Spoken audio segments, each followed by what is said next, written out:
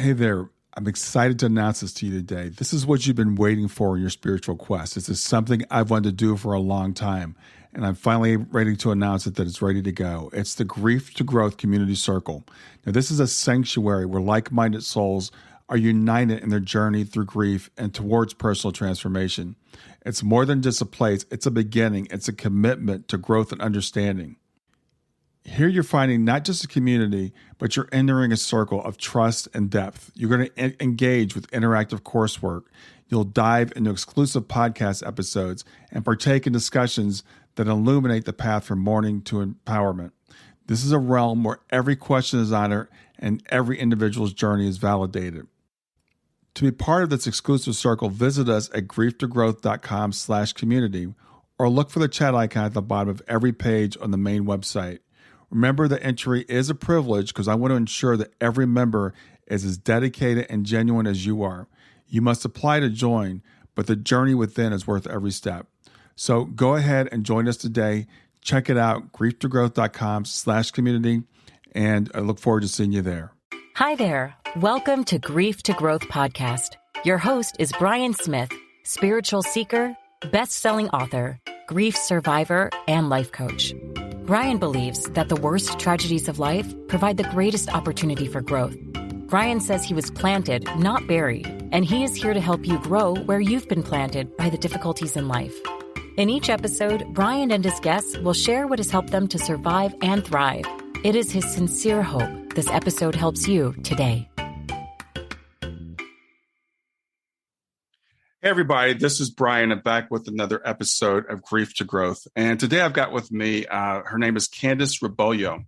And she is a woman's abundance seer. She's a certified psychic medium who helps her clients to embody their femininity, to survive and femininity, surrender, and thrive. She's been studying child and human development for 20 years. She's also studied somatic therapy, and she's a walking in your shoes facilitator. And we'll ask Candice what that means. Women work with her when they want to feel seen, when they want to feel understood, and develop greater self-love. Her seeing process helps her clients to recognize patterns that have been hidden for years and to melt the ice around this energy, awakening their deepest fears, deepest desires, I should say, and feminine power. And as a medium, she connects them to their guides and ancestors while holding a space of unconditional love that grants permission to live in alignment with their truest calling. Candice is coming to us today from Mexico, her home. I know she was in Scottsdale, Arizona, but she does travel the world doing breathwork events and transformative retreats. She's a lover of song and dance. She was part of an epic cover band, and she's a dog lover. And she's committed to helping parents and children develop a balanced understanding of one another. So with that, I want to welcome Candice Rebollo to Grief to Growth. Hello, hello, hello. Thank you for having me, Brian. I'm so excited and grateful to be here, truly. Well, I'm really excited to have you here. Also, you connect with my audience in so many ways. Most of my audience are women.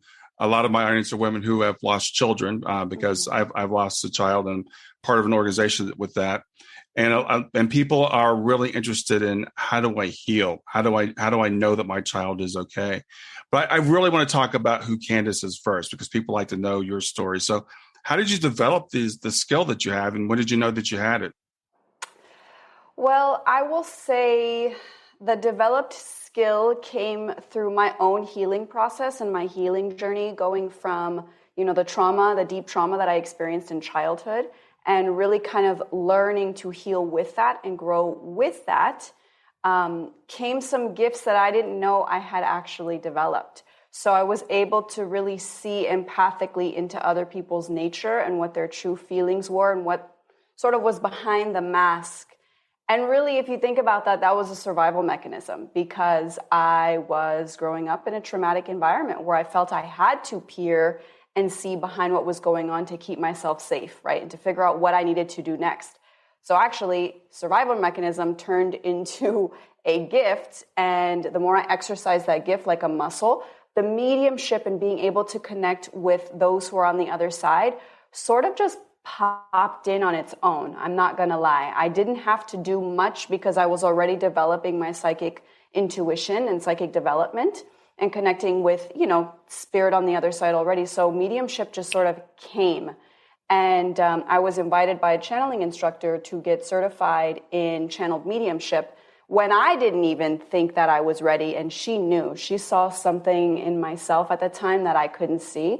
So she really helped nurture the gift and helped it grow. And from then on, I really put myself in positions, spaces, fairs, these sorts of things to start doing readings and connecting with people's loved ones. And I always say I put myself in positions where I was like speed dating for psychics and mediums, right? Like going to events where I could help fundraise, but I was also developing my gifts so much. And I didn't know that at the time, but reading for so many people, say in an event or a day, really helped strengthen the gift and help me become detached from, is this right? Is this not? Is this really their brother on the other side? Is this, it was just so fast that I didn't have time to second guess myself. And that's really where the gift developed. And I am a strong believer that anyone can develop the gift. It's just like playing an instrument.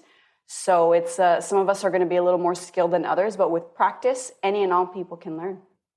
Yeah, you said several things there that I find really interesting and kind of reinforce what I've thought.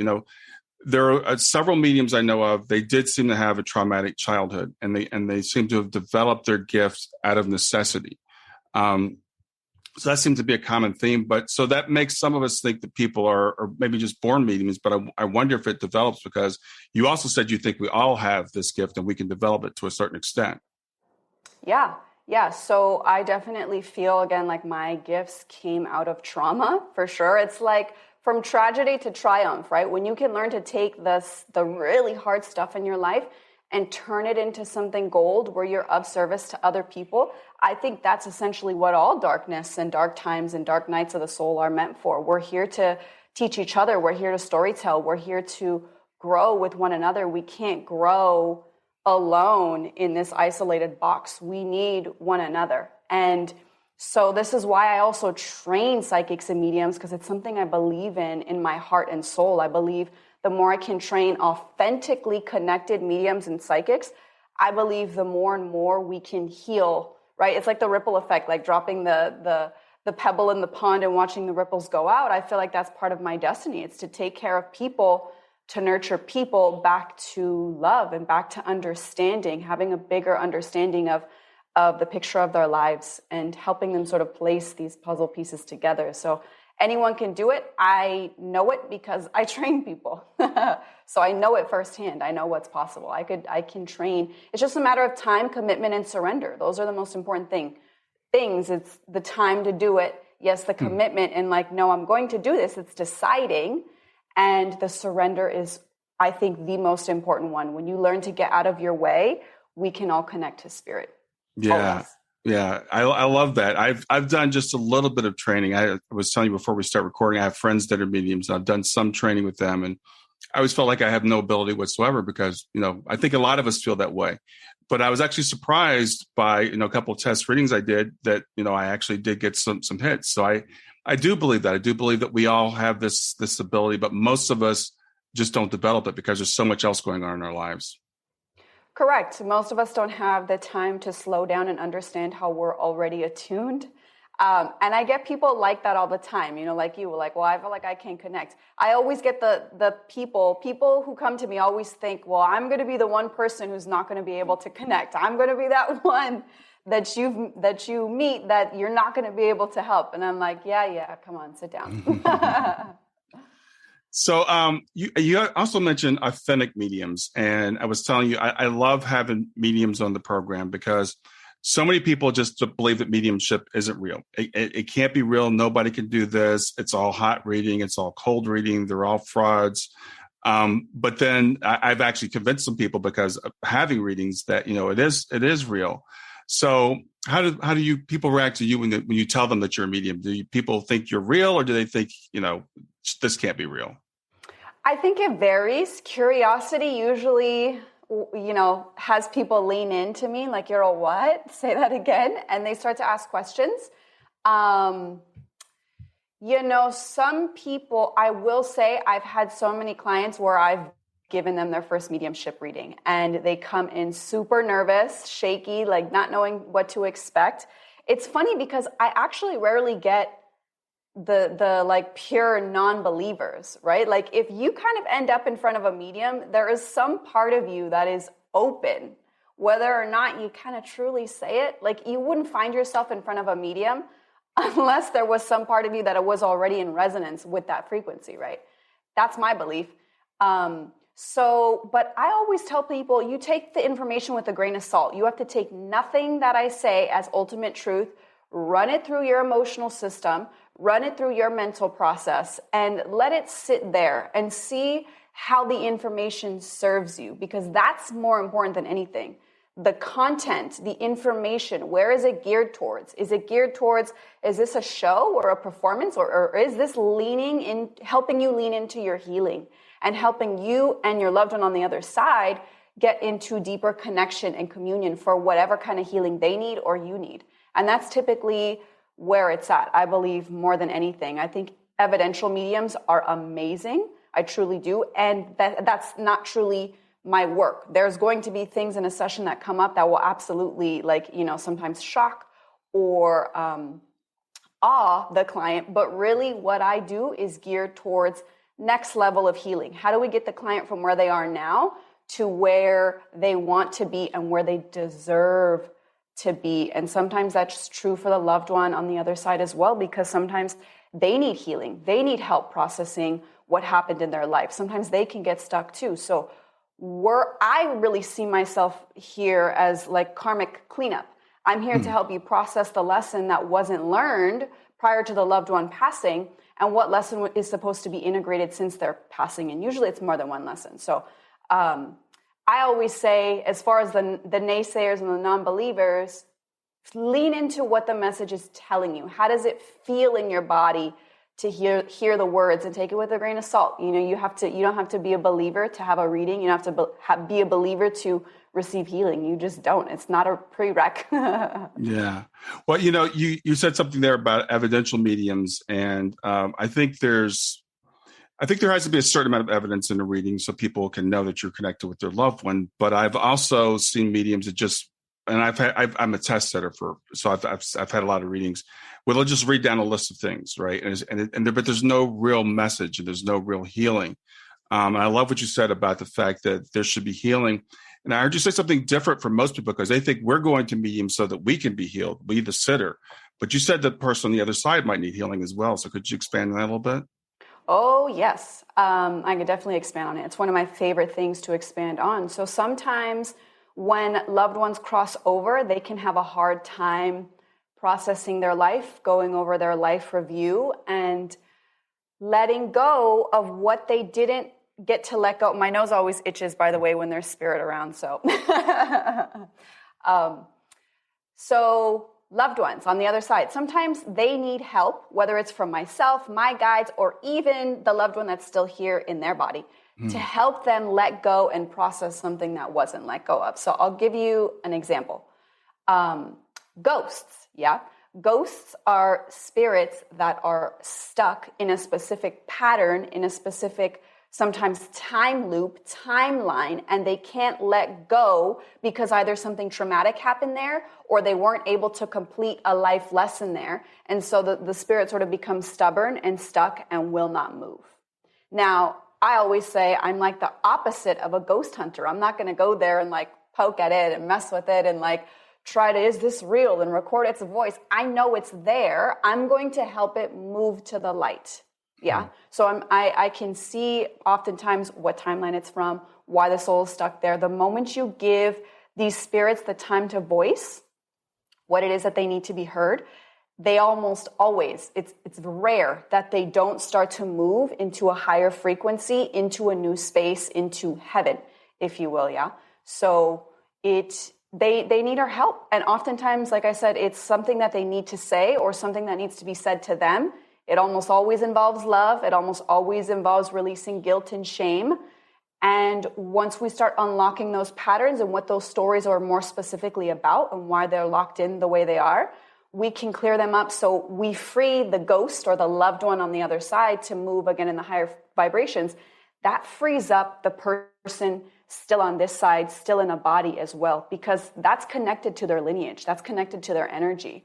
So we clear up that soul, we clear up this soul, we clear up the energy between the two of them. Communication becomes easier. their life is easier to move through. And that soul now gets to be in a more liberated space and place to do whatever comes next in their process, whether it's another lesson in spirit, whether it's reincarnation. I don't always know what happens after that. I think it has a lot to do with free will still, but I do know I help a lot of souls step into the higher frequencies and realms to let go of the shame, guilt, pain, loss that they experienced in this life and can't seem to process or let go of. Yeah, I think it's an interesting subject, and I know it's really controversial to talk about ghosts and not everybody going directly to the light, and there's back and forth on what that is. But what I hear you saying is that it's a choice that the spirit has made, or a place where it can't get to that next level. It's not like it's a matter of punishment where it's like you did something wrong and you're being subjected to punishment. Is that correct? Absolutely. I believe the hell and heaven, the archetypal stories that we hear about heaven and hell, that is where we in the afterlife decide where we go. We decide if we're worthy for the higher realms of love or not. We decide if we feel that we can ascend or not. We decide what is next. And it's truly a soul process. It's truly growth. It's truly, we're here to liberate ourselves and humanity like never before. And we're here to understand how in control of this realm we are and how much power we have. And this is true for us on this side too, right? We have to take accountability that we create our heaven and hell here too. We do, with every choice, with every action, and you don't escape that in death. In fact, it becomes more apparent. So you have to choose wisely, and we have to choose peace. We have to choose love, no matter the things that we've done, no matter what we feel we've done or how unworthy we feel. It's a story, and it's not true. Yeah, I think that message is really important. And it's interesting. I do a lot of interviews with people that have had NDEs, and then I post them on YouTube, and I get a lot of fundamentalists who will come to me and say, no, that's not true. There's heaven and hell, and God's going to judge us. But the lesson for people that have had the NDEs seems to be like, as you said, we choose. And every once in a while, most NDEs are very, very positive, but every once in a while you'll hear a negative one where it wasn't a pleasant experience. But everyone I've ever heard, they said, well, as soon as I decided that I wanted to be out of that space, I was out of that space. Stay with us. We'll be right back. Hey there, something I want to tell you about today. My podcast platform, Buzzsprout, has recently made it easier for me to allow you to support me financially. Go to www.grieftogrowth.com/subscribe. That's grief2growth.com/subscribe. And once you're there, you can sign up to support me financially. Now, you can do it for as little as $3 a month, or of course, as much as you'd like. If you do that, you'll get access to bonus episodes, and you'll see those in the regular feed. They'll have a lock on them. But when you become a subscriber, you'll actually get access to your own private feed, and you'll be able to listen to the regular podcast along with the bonus podcast for the subscribers. I want to thank you for listening. I want to thank you for sharing the podcast. And I want to thank those of you who support me financially. Have a great day, and on to the episode. Correct. It's a choice. The moment you start claiming love and you stop claiming fear, that's ultimately what it is. This human life experience, most of it, let's be honest, in what we experience in our day-to-day lives is the exposure and the conditioning to believe that fear is truth, and fear is not truth. Fear is trying to keep you stuck, and fear is trying to control you. So it's a matter of how brave are you going to be to confront your fears? Or sometimes it's not even about confronting them. Sometimes it's literally just about dropping them, letting go, surrendering. Yeah, that's an interesting lesson. Now, I know you said you're a certified medium. Tell me what that means. I went through a training program with an amazing channel. She's in Woodland Hills, California. She has a channeling certification program. And I just joined because years ago when I first joined with her, I had just gone through a breakup and I was seeking spiritual advice and wisdom, and I wanted to learn to connect myself. So I started channeling, and something very interesting started to happen in my life where The relationships in my life were starting to heal and clear up, and I was starting to piece together a lot more synchronicity, and a lot more synchronicity started to happen. Just about, uncovering and discovering my past lives and what my soul is here to do this lifetime and all sorts of things. So it all sort of added onto one another. After a course or two I did with her, maybe 2 8-week sessions, that's when she invited me to her mediumship program. And I was like, I'm not ready. She said, yes, you are. And so it was really that training program where we got to do this in groups. We got to practice on one another. We got firsthand experience with an amazing, again, my instructor, she's an amazing medium and channel. She would also bring in sometimes clients for us to read for. So, I mean, it was so interactive and it was so beneficial and it was so foundational to my skills. And so I just share that. I just multiply that experience and I add to it with other psychics and mediums that I train, because when we start pulling on, I mean, there's different lessons all the time. Sometimes we're connecting with the spirit from your ancestry. Sometimes we're connecting with a soul that still might be stuck, lost, and holding on to the pain of the Holocaust and clearing up, timelines of spirits. There's all kinds of stuff that mediumship is an art form. I mean, you can do as you please with love and respect for the souls that you're connecting with. But it becomes this rainbow of experiences, and I have plenty of them. And honestly, when I think back on them, they just bring me joy. I'm like, how amazing is it that I get to do this and experience this in this lifetime? It's amazing. I feel incredibly blessed every day. That sounds awesome. I know you do some other type of work too. You do somatic work and you do breath work. So tell me about those things. Yeah. Breath work has been one of the most amazing tools I've yet to discover, and I'll get into walking in your shoes too, because they're both incredible. Mm-hmm. Breath work really clears out old energy, right? Like I always say, we sometimes have trapped emotions from like 1996, and we don't even know how or why it's there sometimes consciously. And when you go into a breathwork session and you're breathing, once you hit that transient hypofrontality state where the monkey mind quiets, all the clarity begins to come. Oh, that one moment where I was 4 and maybe got abused by my mom's boyfriend, came up and I didn't even know, right? I didn't even know. And there's plenty of stories that I can get into where my clients experience the same thing. Stuff will come up that's in their body that they didn't even know was there, or they thought they worked through it. They thought they finished that lesson, and it hasn't completely left the body. If it hasn't left your body and if it hasn't been integrated, it's not truly healed yet. And that's okay. That's actually the gift. That's the portal. The pain is the portal. Those are great things. It's not something to shame each other for. But breath work has really been pivotal in helping me step into who I truly am and my highest frequency, as well as emptying my cup so that life can fill my cup up even more and I can be open and perceptive to life in a new way and stage. I'll give you an interesting story as well, a beautiful story that actually just played out recently. One of my dear clients, she came to one of my breathwork sessions. So I have one-on-one sessions, but I also love to get out sometimes and do live workshops because it's so much fun for me and I love it. And I believe in group work, we can all gain so much from each other. So I did a third eye activation breathwork. She came to the breathwork and I was, running through the list of everything to tell them and prepare for with breathwork. And I also said, because this is third eye activation breathwork, you have to be prepared that you may have a loved one, guide, or a higher self, etc., an ancestor who comes to you and gives you a specific message. So if you get visited in this breathwork session, don't be alarmed, don't be surprised. Remember, the container is safe, and I've set it to be safe and of the highest frequency. So just trust the process and let them commune and connect with you.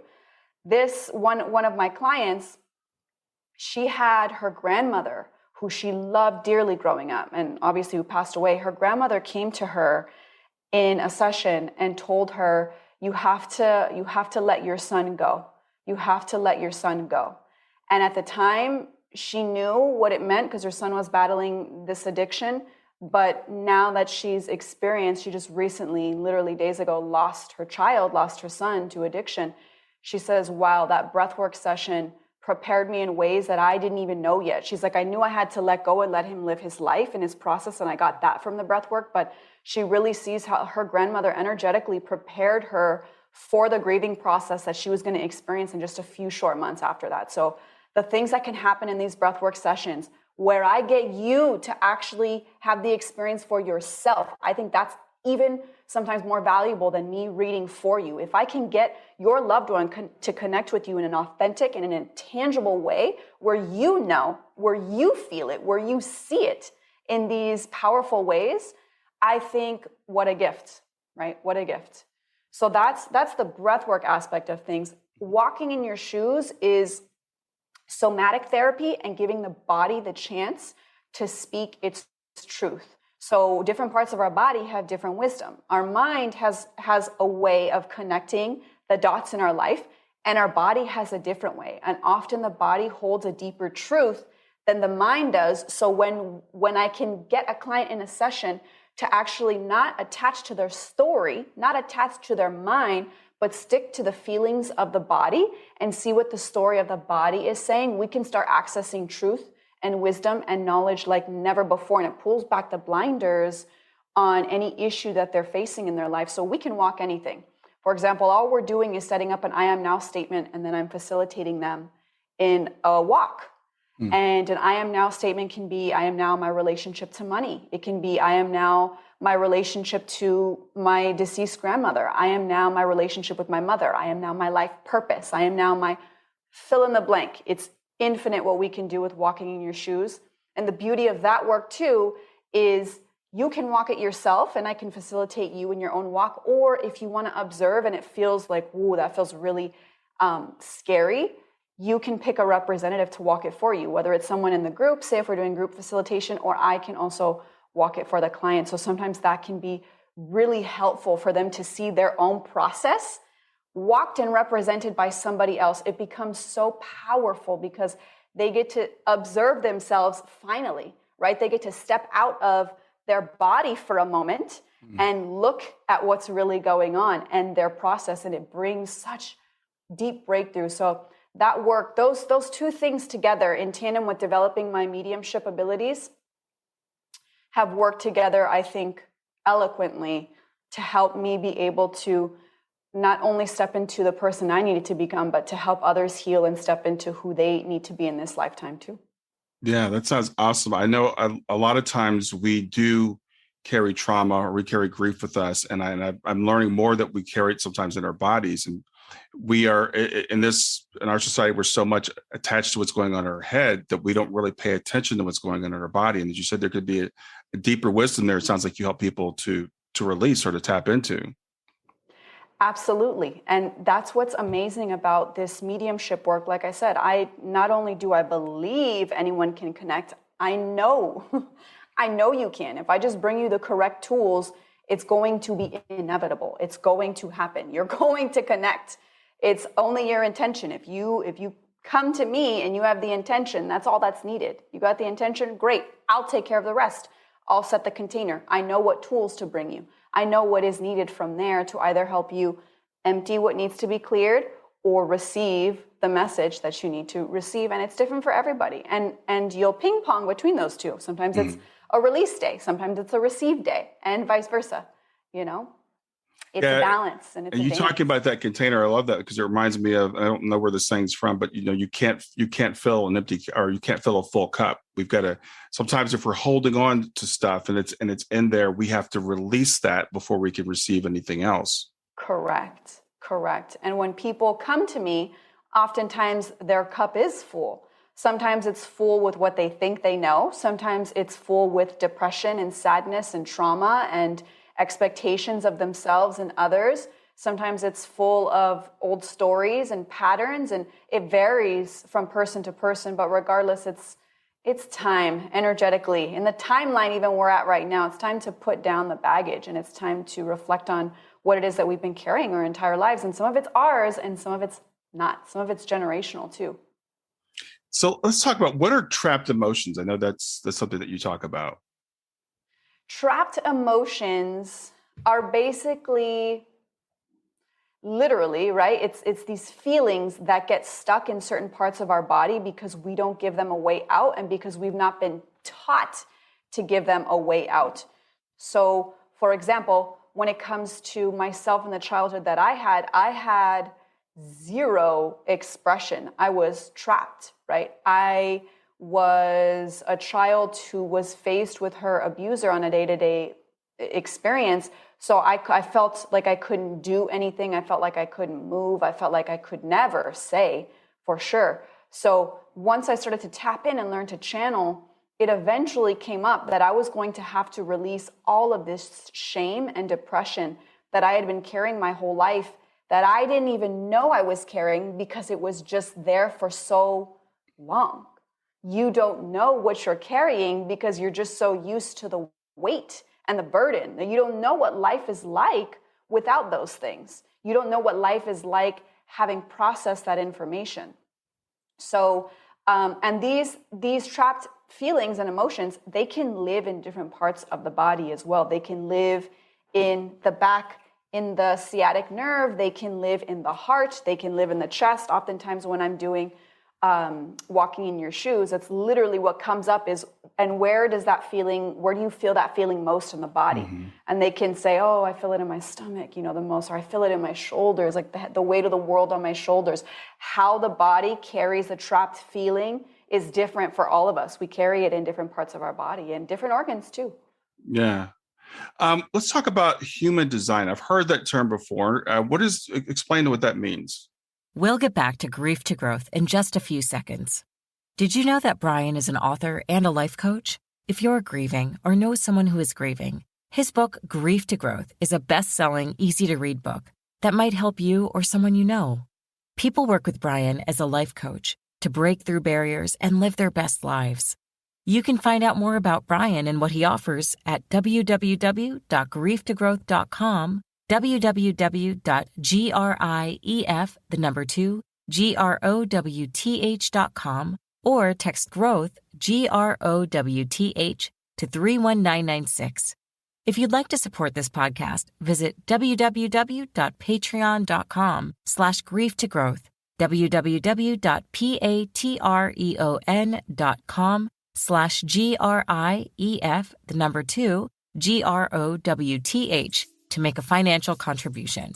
And now, back to Grief to Growth. Stay with us. We'll be right back. Hi there. I'm really excited to tell you about my latest ebook. It's 4 lessons that you can learn from the near-death experience without going through all the trouble of dying to learn them.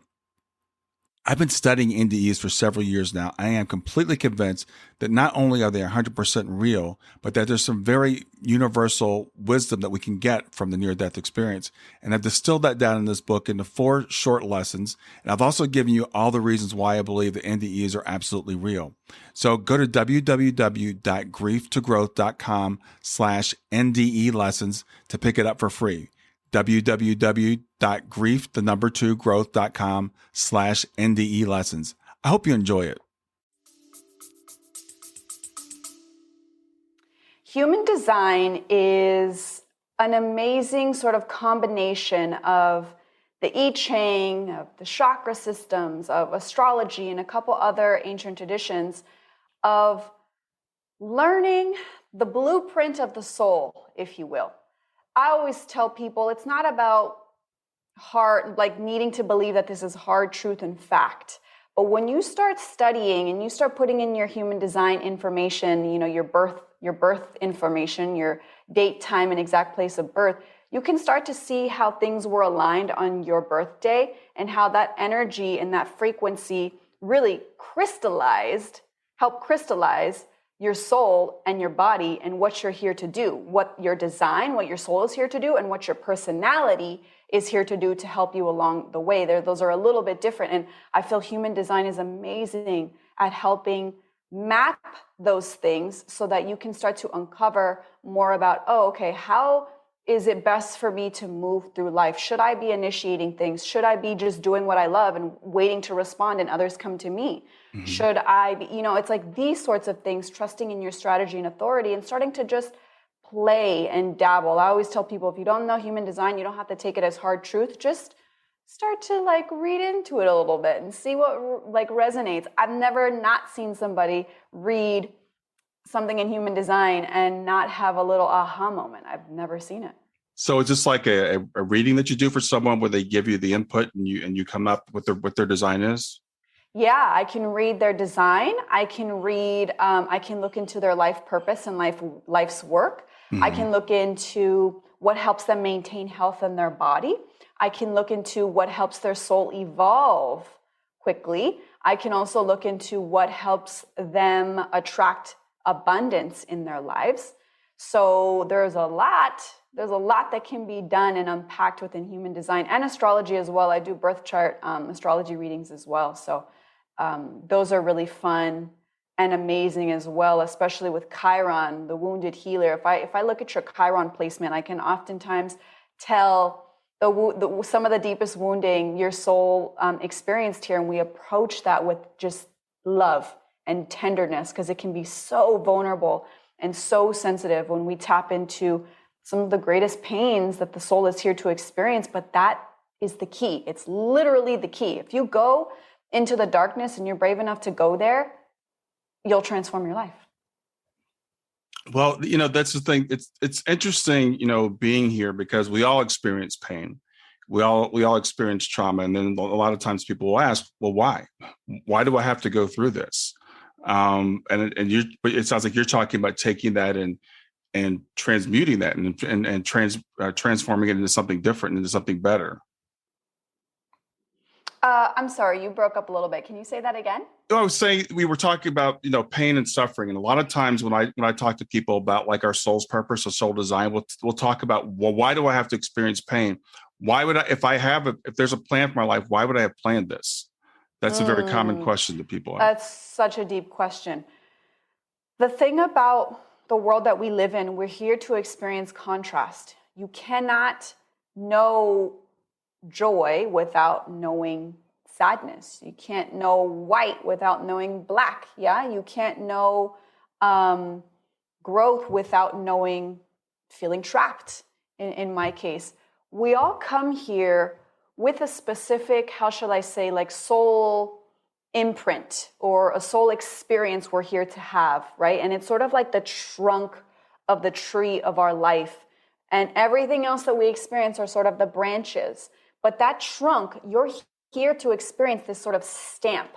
And mine, for example, like I just mentioned, is growth. So mine was growth. So you can imagine if my soul is always leaning towards growth, I would have experienced the opposite end of that growth, which is stagnant, stuck, lazy, depressed, sad, suicidal. I would have experienced everything that would have gone against growth.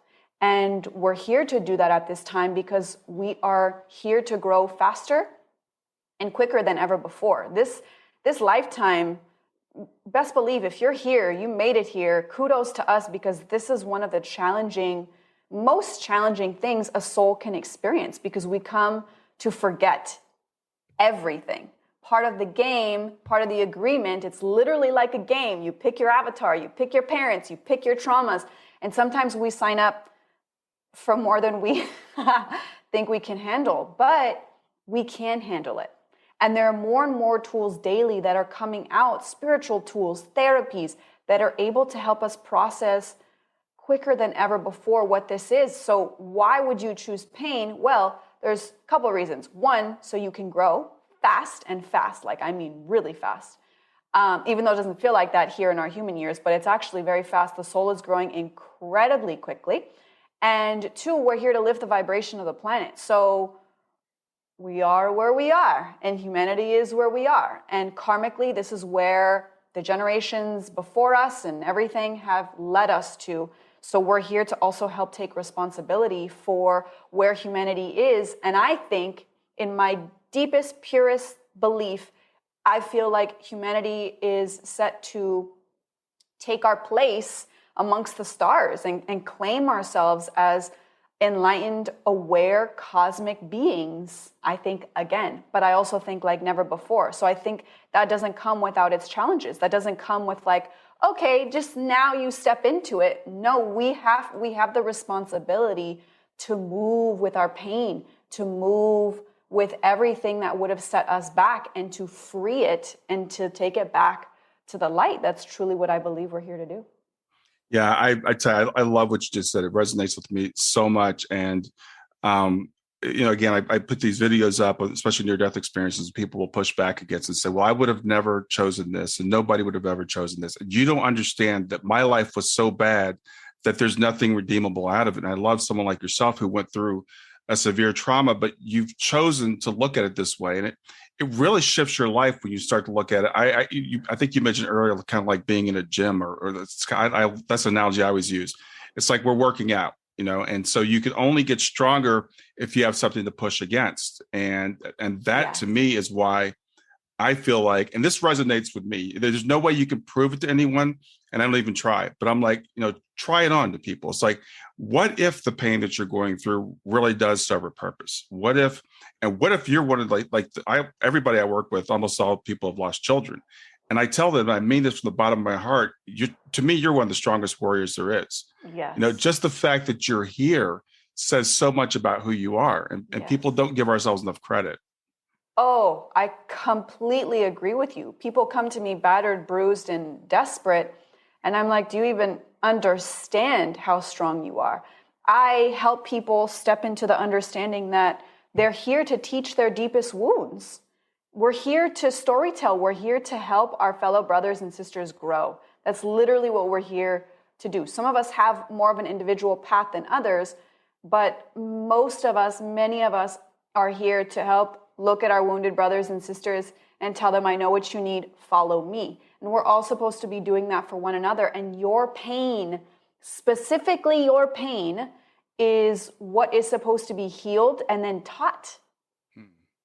You're not supposed to hang on to that wounding forever. You're not supposed to feel victimized forever. There's a time and a place to feel like a victim. Absolutely. That's part of the process. I 100% understand it. But in the healed space that I am now, I look back on my traumas and everything that I went through, and believe it or not, all I feel is love for every abuser, for every pain, because the amount of people that I've helped and the amount of people that I've been able to bring clarity to, I would have never been able to do that had I not been abused. And so it becomes this soul understanding. My soul understands the contract I signed up for and is like, all right, mission complete. Like, I can feel the satisfaction on a soul level from having gone through those things. And it's not something that comes overnight, right? It's something that comes with continued work. And it's almost like the goal can't even necessarily be to not be a victim anymore. The goal can't even necessarily be to forgive all of a sudden. But the goal has to be to work on all the loose threads that are already hanging out that we can start to pull on one by one by one by one until eventually it creates this gift of deep understanding, because you're starting to see that one pain or trauma from these different angles and it starts to make sense over time. But it doesn't, I will say sometimes with breath work, especially, sometimes things can be immediate and the healing can just come because your body's moving out so much old energy. But more than not, it takes a few goes for certain pains and for certain traumas to heal. And that's the gift of it, though. It's the gift of it. Yes. And as you were saying that, there's a woman I interviewed pretty recently, and she was talking about she'd been sexually abused, she'd been emotionally abused, and she'd been through, a lot of different traumas, a couple of divorces and everything. But she said, if I value the intuition that I have now, then I have to value what gave me the intuition. Yes. And I thought that was so profound. And that coming to that understanding is, I think, one of the keys to being here, to being on this planet, when we understand. And people sometimes when we say it's a game or it's illusion, people say, well, that means you don't take it seriously or the pain's not real. It's still very real. It's a very good illusion. It's a game that we're totally immersed in. But if we can just escape that a little bit with these tools that you're talking about and start to, I love what you said, pulling on these different threads and just kind of, reframing the way we look at our lives and understanding that it's all part of the plan. It's all part of a design that we can even start to see while we're here. Yes. The detriment to some people not seeing that in this life is they get stuck in the pain so much that they only identify with it because nothing else in their environment has told them otherwise. That's why I believe it's so important for me to train more and more mediums and healers and people out there, because the more of us there are, the more likely it is for more people to catch a phrase or a word or a talk or a podcast about how to shift your mindset and then energetically shift the body to start tapping into these pains, because these are the things that need to be looked at. And I know as a medium, whether it's in this life, the afterlife, or another life, you're not getting out of the lesson. You can take as long as you want. That is free will. You can come back a gazillion lifetimes to learn the same thing if that's what you choose. But I also know that I can help you process through things a lot faster. Otherwise, we can start moving through things faster than we ever have collectively, but it's a choice. Yeah. I love that you're giving people that choice. You're giving them that option to say, I'm going to do this. I'm going to change your wording there. You can do it the easy way. You can do it the hard way. Yeah. And you can keep going through it. And even when we're here, sometimes, and I think you just said this, like people get so fixated just on the pain. And it's all they focus on. And they start to the beauty of the world, because there's beauty and there's pain in this world. It's both. It's not like, sometimes people say, well, it's all bad here. It's all pain. Why would I choose to do this? It's like, well, there's also a lot of beauty here if you choose to see it, if you open up your eyes. And there can be beauty even within the pain. I mean, we can extract that out of it. Yes. It's all a lesson. It's all a lesson. And it comes through intention, and it comes through spontaneity of the tools that you're using to help heal. But the healing is the best part. The healing is how we learn. That is what we're here to do. This is what we're here to experience, where this is life. You're already committed. You already have a body. You're already going to die one day, right? No one's getting out of this alive. Right. Let's be real. None of us are getting out alive. You're already fully committed to this life. You have a body. You might as well put down the ego for a moment and the stories and at least try to see it differently. You owe it to yourself to be a little more loving and to see yourself from a different way. Yes, absolutely. One thing I wanted to ask you, I know that you say you work with women and you help women with their feminine, release their feminine energy and stuff like that. And I talk to a lot of people that specifically work with women. Why is it you choose to work specifically with women? When I work with women, I often find that they can heal their family at, I will say, greater lengths sometimes, right? Because women are more interested in healing work in general. You will find that women, the breath work that I do, walking in your shoes, mediumship, channeling, largely dominated by women. And it's because we're already more intuitive, we're already more creative. We can already sort of see how there's signs and symbols and patterns that aren't just to be understood logically. And because women already like that, it makes the work easier, quicker, more profound, and everlasting. And when I can do that for the women, I can do it for their families. So I find that when I can work with women, I can really help them shift their life experience, but also they can also shift healing for family members that they interact with or maybe even have more distant relationships with. But if I can heal women, I almost feel like I can heal more and more people. And that's not to say I can't do it through men, but I personally see that the impact of working with more women, it almost has a greater impact on the family system, yes? Because oftentimes it's the mothers, it's the women who are leading the family emotionally and culturally. That's sort of where women steer the family, right? Where the woman is emotionally is kind of where the whole family is. And if I can get the woman's emotional state to be deeply understood, integrated, and in peace, then everyone else can sort of fall in line. Yeah, I love that answer. I've asked that to several people. That was the best answer I've gotten to that question. I think but for myself, I'm doing this coaching thing now. We were told to like choose a niche of people we're going to work with, right? And I've been doing this work for like 3 years now, and I'm like, well, I'm not going to fight this. 95% of my clients are women, and I'm like, I don't know why that is. I don't want to abandon the men, but my listeners are women. When I go to afterlife conferences, they're women. Most mediums are women. Guys, we need to step up. But so I understand why you do that. It's just it makes me a little bit sad that men are not caught up to that yet. And I wonder if I don't think it's genetic. I think it's cultural. I think it's the way that men are socialized. That.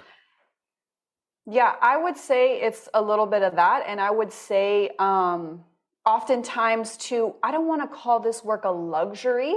It's not a luxury because I see it as a necessity, but I think oftentimes how society does push men to just be workers and just make money, that oftentimes is all they become concerned with.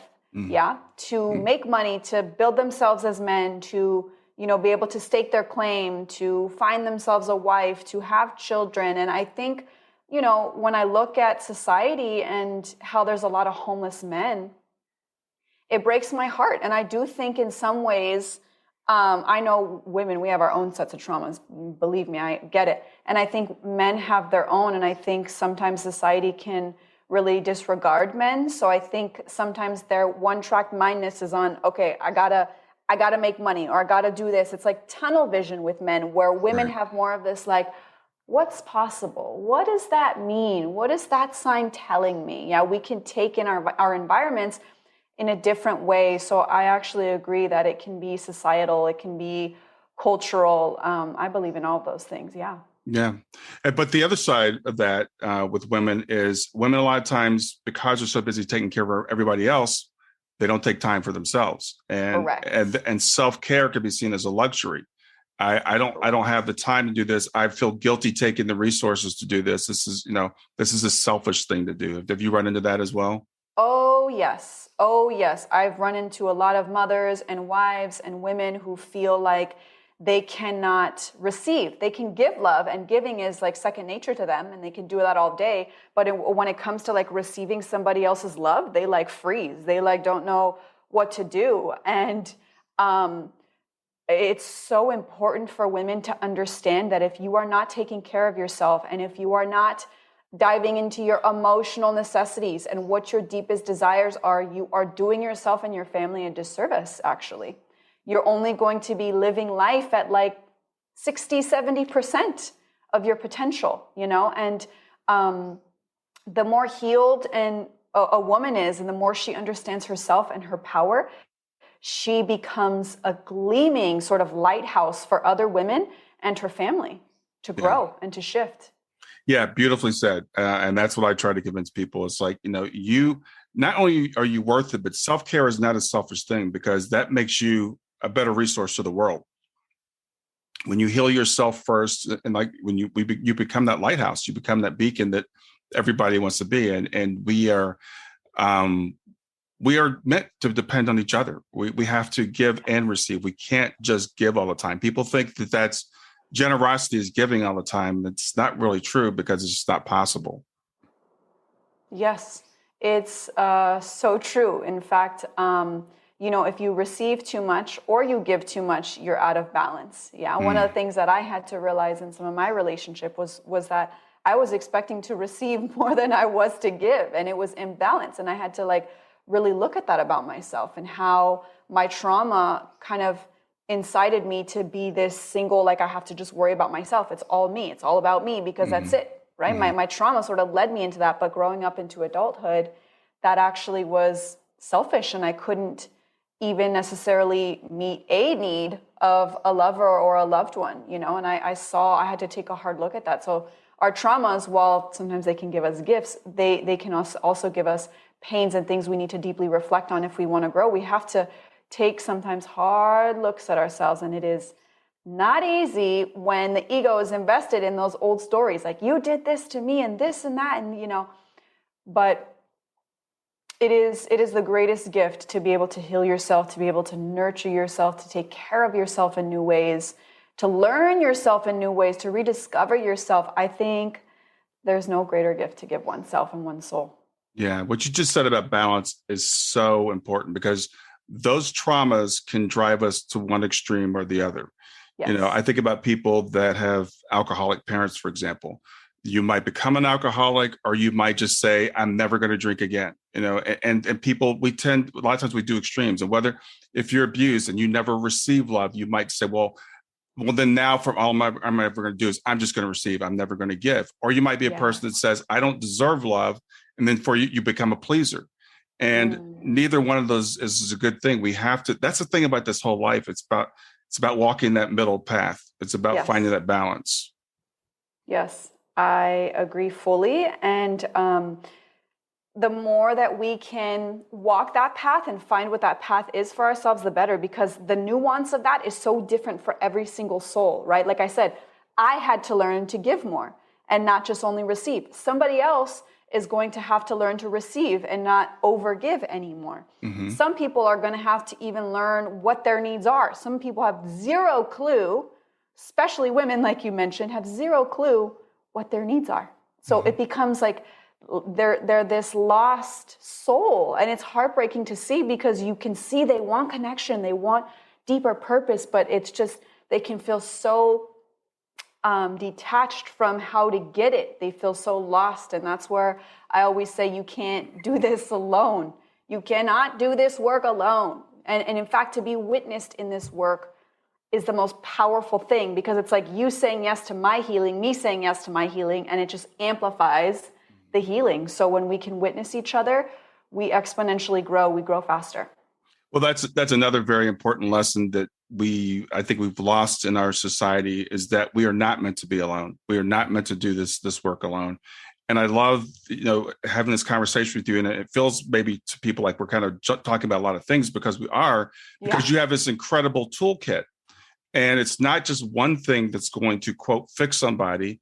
It's like a matter of coming in and saying, okay, what tools are going to work for you? Yeah. And this has got to be customized, because we're not all here to learn to give more. Some of us are here to learn to receive more. Correct. Some of us are here to learn. We're all here to learn different lessons, and we all have different life plans. And so it's finding out, these traumas that we all have. And I think we all have traumas. And if you don't think you have a trauma, that just means you're not aware of it.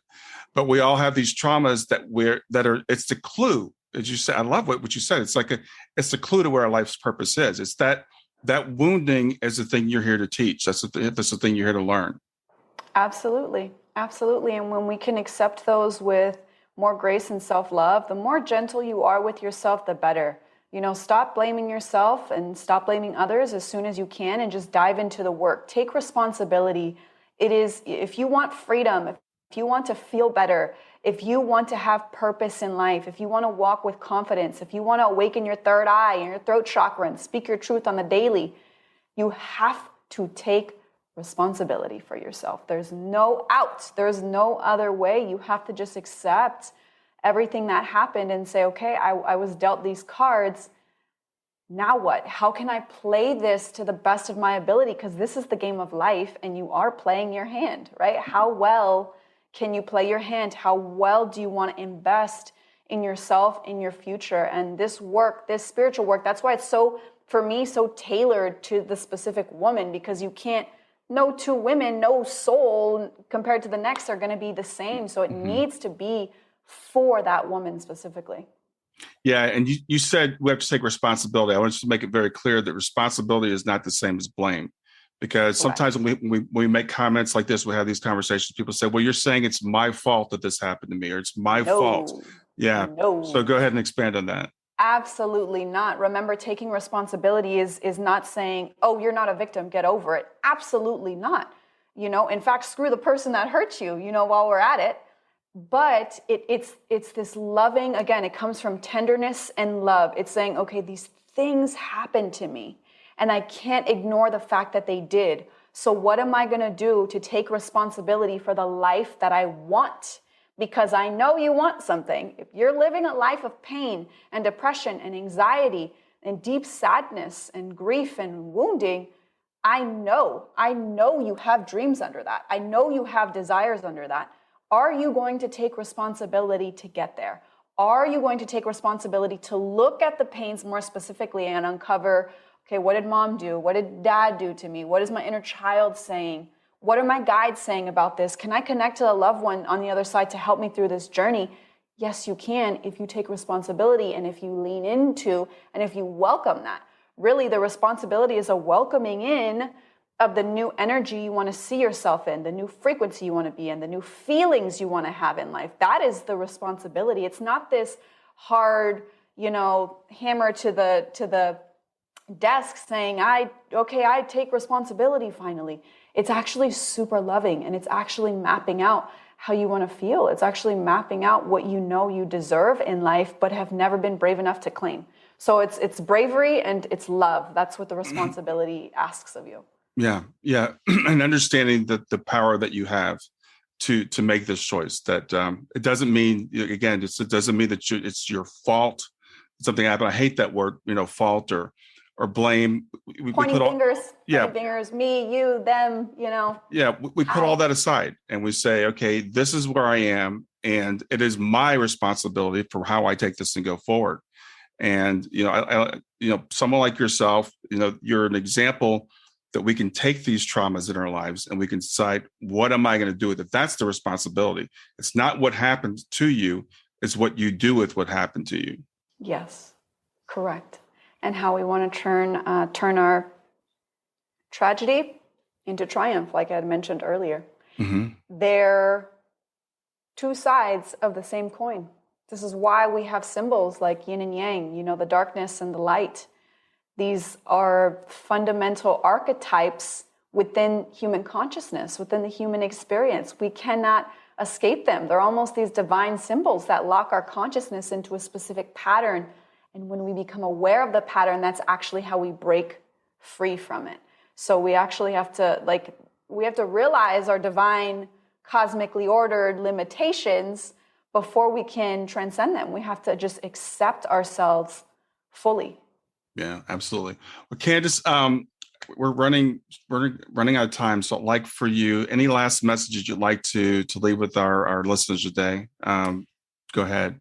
Absolutely. To the women who want to awaken their psychic and mediumship gifts, or to the woman who wants to step into her soul purpose and release the fear, the pain, the anxiety, and whatever else that you're carrying, come and find me. You can email me at rebollocandice@gmail.com. You can find me on Instagram. That's the best place to find me, at Candice Rebollo. And you can DM me, you can message me, you can look at my packages there that I have on Calendly, which is link in my bio. And you can see the different offerings that I have. And everything, again, is specifically tailored to whichever woman I'm working with. So if you've always had this inkling about wanting to connect with spirit, or you've always had this inkling that you're supposed to step into your life purpose and not hold on to the old anymore, come and find me. I will help you. Awesome. Well, I'll put all the links in the show notes, but not everybody reads the show notes. So Instagram is the best place, and that's Candice Rebollo. So it's CandiceRebollo for anybody that wants to reach out to Candice that way. Candice, it's been a joy having you here today. Thank you so much for what you do. Thank you so much, Brian. You are amazing. This platform is amazing. Your daughter's super sweet. She was the one who was coming to me and itching my nose saying, she's super funny and cute, saying, I like you. I like this one. She was just itching here. Super sweet soul. You did an amazing job raising her, and she gets to support you on her side and watch you grow. And it's actually very, very beautiful. Thank you so much, Candice. Have a great rest of your day. You as well. Bye-bye. Thanks for listening to Grief to Growth. Brian hopes that you find this episode helpful and will come back for future episodes. Brian's best-selling book, Grief to Growth, Planted Not Buried, is a great resource for anyone who is coping with grief or knows someone who is. If you enjoy the podcast and would like to support it, there are 3 things you can do to help. The first is to share the podcast with someone that you think it will help. The second is to go to iTunes, rate, and review the episode. The third way you can support the podcast is by becoming a patron. Head over to www.patreon.com/grief2growth. That's patreon.com/grief, the number 2, growth, and sign up to make a small monthly donation. Patrons get access to exclusive bonus content and knowledge that you are helping to spread the message of grief to growth. For more about Brian and Grief to Growth, visit www.grief2growth.com. Hi there. I hope you enjoyed this latest episode of the podcast, and I'd love to hear your thoughts. What questions came up for you? What did you like about it? What didn't you like about it? I invite you to visit us at growth2growth.circle.so. That's growth2growth.circle.so to continue the conversation with me and with other listeners. It's a space to sound off, to share reactions, and to go deeper into the topics from the show. I look forward to chatting more, and I hope to see you there.